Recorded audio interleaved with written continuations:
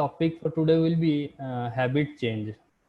Okay, now if you start searching for a book where you'll get knowledge on changing your habits or getting into the process of changing your habit, then most probably you'll find this book.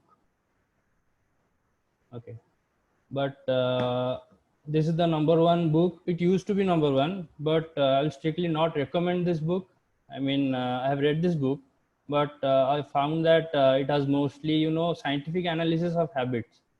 Okay, so they did experiment on rats, monkeys, humans, and they did the analysis, and they have shown some conclusions based on which will understand how habits work. But if you want a practical guide to changing your habit, this is the book to go. Atomic Habits by James Clear. Okay. This is a very good book, and it is very practical as well.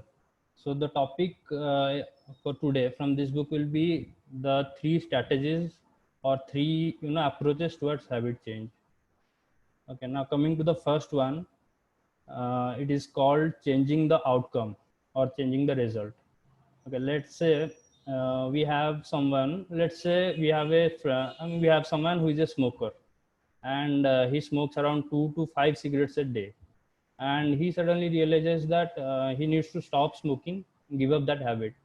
So normally most people will just decide that from today I will stop smoking or I'll try to give up the habit. But they don't plan anything on how they are going to do it. They just focus on the outcome and the result actually. So that does not help. It's the same thing like you haven't studied for an exam, and in exam obviously you cannot sit for 3 hours in a focused way because you don't know anything. So the next time you do not prepare as well, but decide that I will focus during the exam time. It won't give any different result because your preparation wasn't there. So this change of the outcome change process is adopted by 95% of the people who decide that I'm going to change a habit, and obviously it fails. So now coming to the second process, it is called changing the process change, which leads to that habit. So again, taking the same example of the smoker, I mean, if he tries to analyze what is causing him to smoke. So he got to know that he has a friend who is a chain smoker, and both of them have lunch together. Then in the evening they go out for snacks and all, and in the evening that chain smoker friend offers him a cigarette every day. So from there he picked up the habit of smoking. So what he tries to do is he will try to go out for lunch with a different person, or he will not go out with that person in the evening and all. So this approach is better than the previous one of trying to change the outcome directly, but it is still not effective because it is very hectic. You will have to change a lot of things. I mean, you cannot avoid people with bad habits throughout your life. You will have to fix yourself only. Okay. So obviously this is also a complicated approach and it does not work.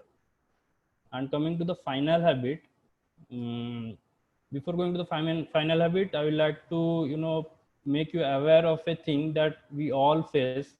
Like you must have realized that you make statements like, I like to do it in this way, I like to do it in that way, I prefer this brand, I prefer that restaurant. We all do it, right?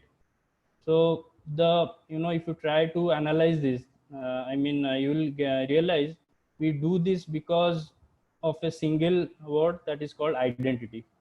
We have linked all of these behaviors to our identity very deeply. Okay, and as we do it regularly, it is stored deep inside our subconscious mind, and our mind always tries to prevent it from going into an identity crisis, and so that will be your default option every time.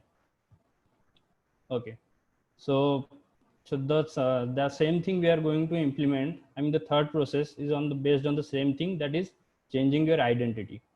Okay, so the easiest thing in this case, I mean, if you take the same example of a person smoking, is like when he will have his lunch with that friend who is a chain smoker. Then again in the evening, he will go out for snacks with that guy, and when he will offer him a cigarette, the simplest thing he can do is give a reply that, sorry, I'm not a smoker. And this he has to do with a lot of confidence, because emotions are required, to register something deep inside our brain. So when he will do that, that has a much more powerful impact than simply saying that, sorry, I'm trying to quit smoking. So in first case, what it actually means is I love smoking, but at the moment I want to punish myself by not smoking right now. So the person can do this 2 times or 4 times, but eventually he will give in and again start smoking. So this is a very weak statement in comparison to I'm not a smoker. If you say I'm not a smoker, even if you are smoking 5 days, 5 cigarettes a day, just 1 week back, still it will, register in your mind. Your mind will register the statement that you are not a smoker. And if you continue doing that, it will eventually, you will become a person who does not smoke. And that is what you want. We should focus on the identity side more on the more and less on the result, because if your identity is changed, obviously the result will be different. So that's all. That is the point. These are the 3 processes of changing the habit.